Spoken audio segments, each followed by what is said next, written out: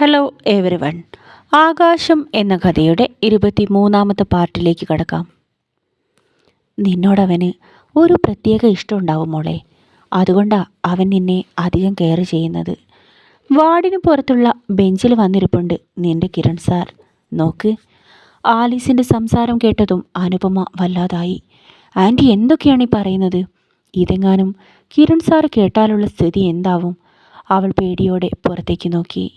എന്നാൽ അവിടെയെങ്ങും കിരണിനെ കാണാനുണ്ടായിരുന്നില്ല. അവൾ പുറത്തേക്കിറങ്ങി നോക്കി. വരാന്തയുടെ അങ്ങേ അറ്റത്ത് ദൂരെ റോഡിലേക്ക് നോക്കി നിൽക്കുകയാണ് കിരൺ. അവൻ അരികിലേക്ക് നടന്നു ചെന്നു. സാർ, അമ്മയ്ക്കിപ്പോൾ കുറവുണ്ട്. നാളെ ഡിസ്ചാർജ് ആക്കാമെന്ന് ഡോക്ടർ പറഞ്ഞിട്ടുണ്ട്. എനിക്ക് ക്രിസ്റ്റ് സാർ തന്ന കാശ് അത് ഞാനിവിടെ അമ്മയെ ഏൽപ്പിച്ചു. ഒരുപാട് കടം ഇവിടെ തീർക്കാനുണ്ട്. അതെല്ലാം അമ്മ കൊടുത്തു തീർത്തോളും. അവൾ പറയുന്നതെല്ലാം കേട്ടുകൊണ്ട് കിരൺ മിണ്ടാതെ നിൽക്കുകയായിരുന്നു. സാർ, നമ്മളെപ്പോഴാ തിരിച്ചു പോകുന്നത്? നാളെയാണോ? അതോ? അവൾ ചോദ്യം പാതിയിൽ വച്ച് നിർത്തി കിരണിൻ്റെ മുഖത്തേക്ക് നോക്കി. അമ്മയ്ക്ക് അസുഖം കുറവുണ്ടെങ്കിൽ പിന്നെ നമ്മളിവിടെ നിൽക്കേണ്ട ആവശ്യമില്ലല്ലോ. ഇപ്പോൾ തന്നെ പോയാൽ നേരം പുലരുമ്പോഴേക്കും നമുക്ക് റിസോർട്ടിലേക്ക് തിരിച്ചെത്താം.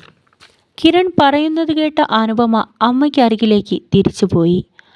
അനുപമ അമ്മയ്ക്കരികിലെത്തി കാര്യങ്ങളെല്ലാം പറഞ്ഞു. നാളെ വർക്കുണ്ടമ്മ. ഞാനിപ്പോൾ ജോലിയിലേക്ക് കയറിയിട്ടേ ഉള്ളൂ. അതുകൊണ്ടാണ് ഇപ്പോൾ തന്നെ പോണത്. ഞാൻ അടുത്തൊരു ദിവസം വരുന്നുണ്ട്. അന്നൊരു ദിവസം ഞാൻ അമ്മയ്ക്കൊപ്പം താമസിച്ചിട്ടേ മടങ്ങൂ. അവൾ അമ്മയ്ക്ക് ഒരു മുത്തം നൽകി അവിടെ നിന്നും തിരിച്ചു പോവാനിറങ്ങി. സാർ, നമുക്ക് പോവാം, അവൾ കിരണിനോടായി പറഞ്ഞ് ഹോസ്പിറ്റലിന് പുറത്ത് കാറിലേക്ക് നടന്നു. കിരൺ അവൾക്കൊപ്പം പുറത്തേക്കിറങ്ങാൻ തുടങ്ങിയതും അനുപമയുടെ അമ്മയെ ഒന്ന് കാണാം എന്നവന് തോന്നി. അവൻ അകത്തേക്ക് തന്നെ കയറി ചെന്നു. ആലീസ് അവനെ കണ്ടതും കട്ടിലിൽ നിന്നും എഴുന്നേറ്റു.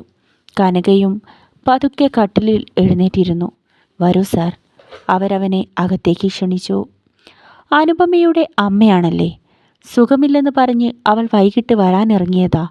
രാത്രി ഒരുപാട് വൈകി തനിയെ വരണ്ടെന്ന് കരുതിയാ ഞാൻ കൂടെ വന്നത്, അവൻ അമ്മയോടായി പറഞ്ഞു. എന്നോട് അനു പറഞ്ഞു മോനെ ദൈവം രക്ഷിക്കും. അമ്മ അവനെ അനുഗ്രഹിച്ചു. ഞങ്ങൾ പോയി വരട്ടെ.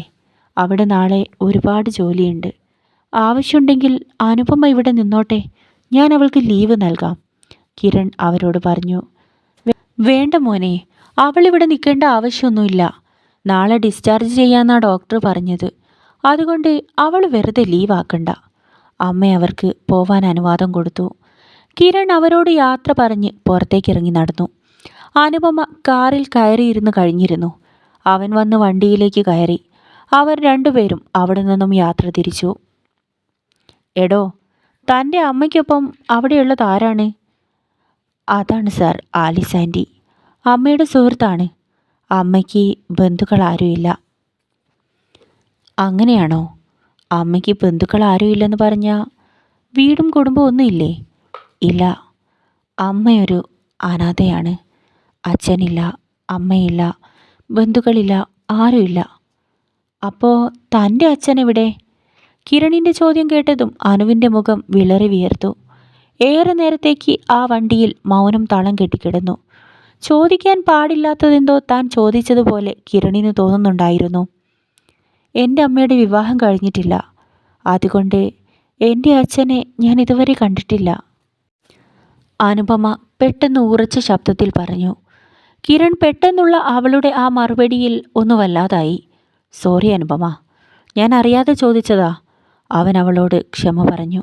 വേണ്ട സാർ, അതിൻ്റെ ഒന്നും ആവശ്യമില്ല. എനിക്ക് ചോദ്യവും മറുപടിയും ഇപ്പോൾ ലൈഫിലെ ശീലമായി മാറിക്കഴിഞ്ഞു. ആദ്യമൊക്കെ ഈ ഒരു കാര്യം എനിക്ക് വലിയ സങ്കടമായിരുന്നു. ആരെങ്കിലും കളിയാക്കിയാലോ കുറ്റപ്പെടുത്തിയാലോ ഞാൻ കരയായിരുന്നു. ചെറിയ കുട്ടിയായിരിക്കുമ്പോൾ അമ്മയോട് വന്ന് പറഞ്ഞ് സങ്കടപ്പെടുമായിരുന്നു. പിന്നെ വലിയ ക്ലാസ്സിലെത്തിയപ്പോൾ അമ്മയെ കൂടെ വിഷമിപ്പിക്കേണ്ടെന്ന് കരുതി ആരും കാണാതെ ഞാൻ കരയാൻ തുടങ്ങി. അനുപമ നിറഞ്ഞു വന്ന കണ്ണുകൾ തുടച്ചു മാറ്റി. അമ്മയുടെ ലൈഫിൽ എന്താണ് സംഭവിച്ചതെന്ന് ഞാൻ ഇതുവരെ അമ്മയോട് ചോദിച്ചിട്ടില്ല.